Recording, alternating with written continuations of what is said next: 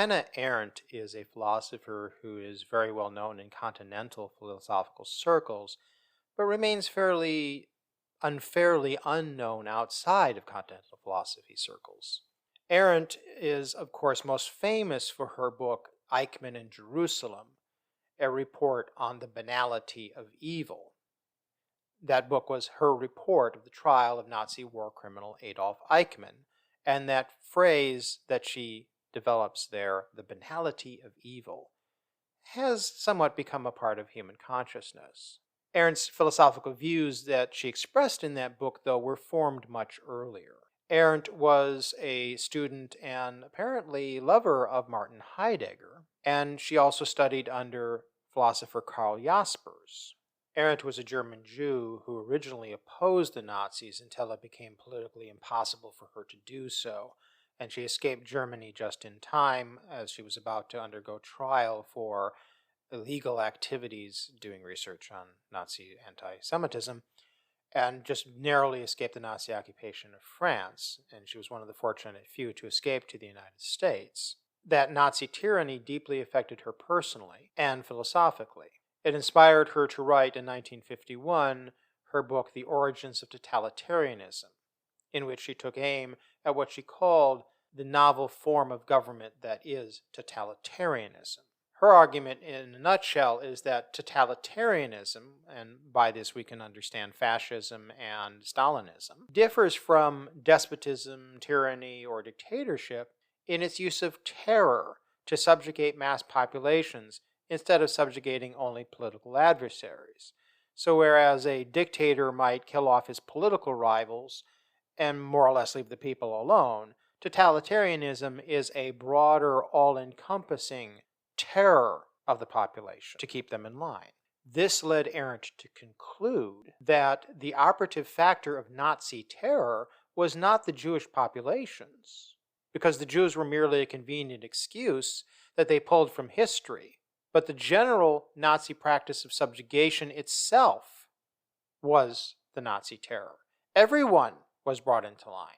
Arendt's highly controversial claim is supported by the fact that the Nazi concentration camps were initially built not for Jewish people, but for leftist political activists and subversive intellectuals. Arendt in no way diminishes the anti-Semitism of the Nazis, and remember, she was a victim of it herself as a Jewish person. But Arendt places it into the wider historical context of the marginalization of minority populations throughout history, including colonialism. More broadly speaking, Arendt's claim is that totalitarianism seeks to eliminate the intellectual, spiritual, and artistic initiative of the individual person. She considered the persecution of intellectuals, religious leaders, and artists by both Nazi Germany and Stalinist Russia as springing from their resentment of everything they could not understand. Total domination of society cannot allow people to have free creative initiative because creative energies are not predictable or controllable. Totalitarianism, preferring predictable mediocrity, persecutes everyone who shows talent and initiative and replaces them with, in Arendt's words, crackpots and fools, because those with a lack of intelligence and ingenuity are the most likely to stay loyal to the regime. And no doubt it was Arendt's conception of this uncreative, unintelligent functionary within the totalitarian apparatus that led her to see Adolf Eichmann in that light. In her book, Eichmann in Jerusalem, she wrote that he was the unthinking, dutiful functionary who was terribly and terrifyingly normal. She concluded that evil isn't always radical. It's not the wild-eyed berserk terrorist. Evil can also be simply a function of thoughtlessness. Totalitarianism exploits the tendency of ordinary people to conform willingly to mass opinion and obey orders.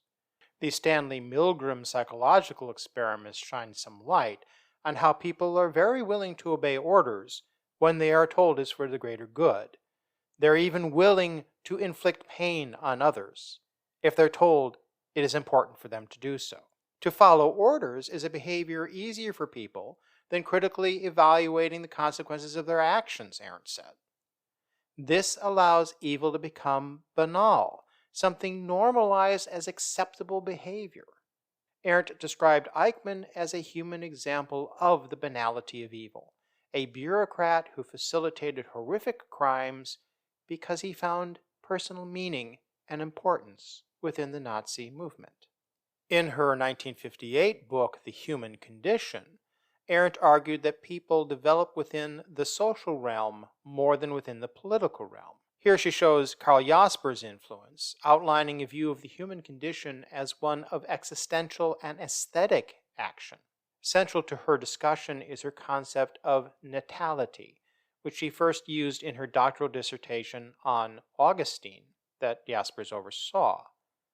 Natality is in sharp contrast to the pessimism and the obsession with mortality found in later existentialist philosophers like Heidegger and Sartre. Unlike those two, Arendt says that people are not born in order to die, but in order to begin.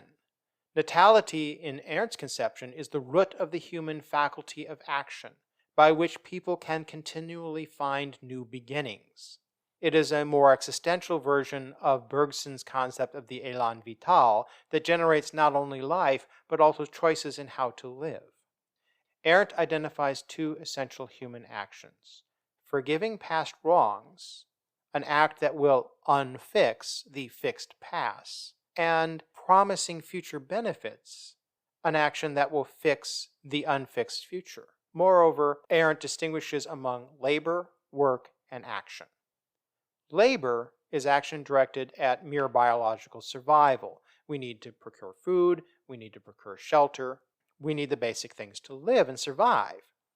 Labor is therefore a repetitive and cyclical process that has a certain air of futility in it. We are doomed to continually look for food and look for shelter and avoid nasty animals and things like that. Work, she defines, as different from labor in that it has a clearly defined beginning and a clearly defined end, because work produces durable objects. The concept of work fits both with making instrumental tools, like hammers, and creating works of art. And here we see Heidegger's influence on Arendt. Her third concept, action, is the ways in which people disclose themselves to each other. Our actions distinguish us as unique people. What we do and what we say establish and communicate our individuality. Unlike labor and work, which are directed at material objects, our action is always directed at other people.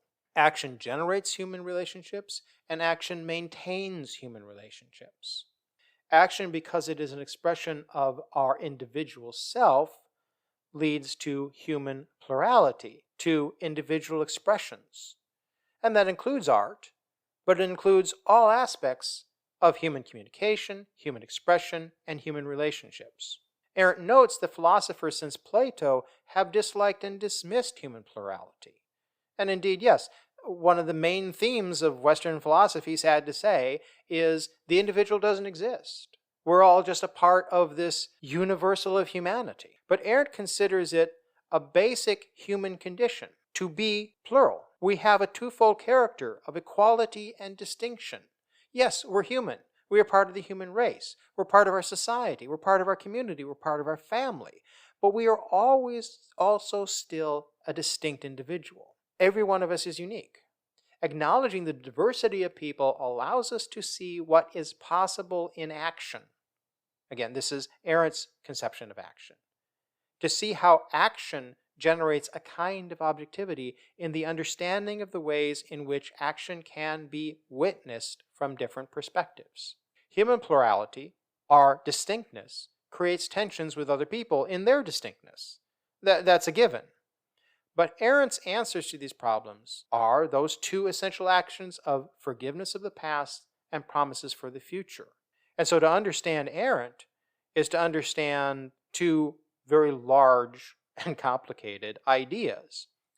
That there is in human society the tendency towards totalitarianism and the tendency for individuals to fall victim to totalitarianism.